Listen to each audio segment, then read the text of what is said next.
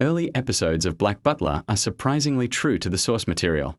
But once again, after the first few initial arcs of the story, the Black Butler anime diverges heavily from the manga. The running theme with poor adaptations is how so many of them choose to diverge for whatever reason, which almost always leads to a poor story, adaptation, or otherwise. The Black Butler anime also focused more on Sebastian's character, as opposed to Seal Phantomhive's character, and his overall arc that featured his detective role more prominently, whereas the anime created as much fan service as possible surrounding the titular butler. Eventually, the anime took the wrong turn during Season 2, being a wholly original story that doesn't even exist in the manga. To top it off, the anime ends Seal's journey in the most unsatisfying way. While the first season of Tokyo Ghoul, mostly, stayed true to the manga, the second season diverged completely. Tokyo Ghoul, Rude chose to create an anime-only storyline with Kaneki joining Aogira Tree, eventually ending with him carrying Hyde's body without context or reason behind his actions compared to the manga. Because the second season changed things so drastically, the list of changes is longer than what remained from the original. Almost every aspect of the plot was changed, and whatever wasn't was rushed compared to its manga counterpart.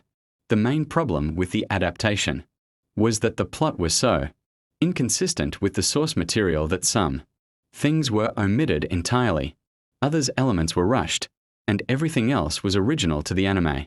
The adaptation ruined Tokyo Ghoul's mainstream anime appeal to many, as anime-only watchers did not know how drastic the changes were compared to the much better manga. Junji Ito's latest work, Uzumaki, made headlines for its masterclass in psychological horror, but the only horror story was the adaptation. The anime started off strong, but slowly devolved into a rushed mess of horrible animation, lackluster visuals, and some of the worst pacing in anime in recent years. Junji Ito's name is synonymous with horror and suspense, but his works almost never get the proper adaptation, as it's quite hard to interpret his art style for the animated medium.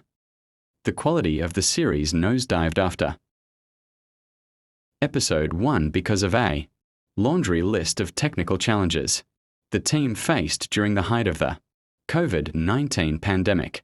Uzumaki's creative team was forced to outsource the animation between multiple studios, leading to subpar consistency between episodes. The only real nightmare was the production of Uzumaki. Berserk fans were done dirty with Berserk 2016, which featured 3D animation, as opposed to the rich and LED 2D animation the original series became known for. The 3D animation of Berserk 2016 was not only lackluster, but terrible and cheap-looking. The animation blended 2D and 3D inconsistently, leading to a jarring mess of visuals.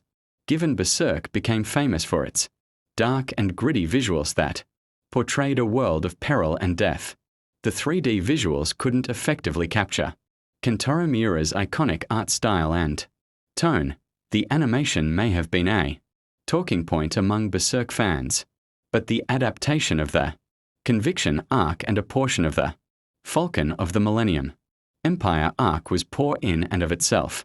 Terrible pacing, rushed character beats, and poor world-building compared to the source material. The main gripe many have with the adaptation, CGI aside, is how the anime portrayed the scope of the world and failed to highlight necessary character developments that were vital in the story. Instead, the anime glossed over key scenes in favor of rushing through the arcs and not giving any of its characters a moment to breathe. Season 1 of The Promised Neverland captured shonen audiences for its exceptional premise and ability to weave psychological horror with its mystery elements. Unfortunately for fans, The Promised Neverland Season 2 not only failed to meet expectations, but threw said expectations into the trash with its insulting adaptation that favored snapshot showcase instead of an actual animated ending. The anime quite literally created a slideshow preview of major moments from the manga to showcase how the children escaped the demon realm. ending Season 2 with minutes of pictures telling the story, instead of actual animation and voice acting. The Promised Neverland Season 2 takes the cake as the worst anime adaptation ever made, and it's even more of a gut punch for fans, because of how universally beloved the first season was, as it introduced viewers to an exciting world full of suspense.